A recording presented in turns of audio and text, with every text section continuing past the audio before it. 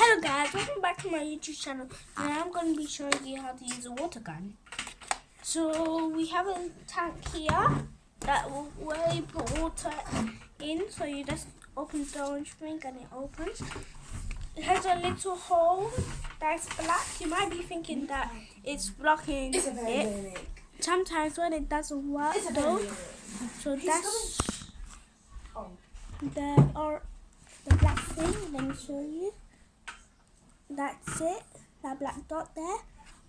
So, and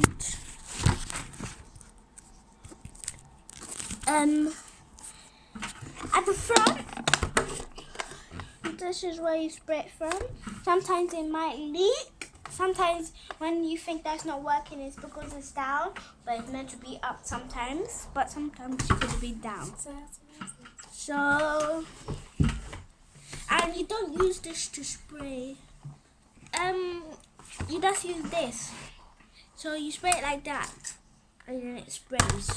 So,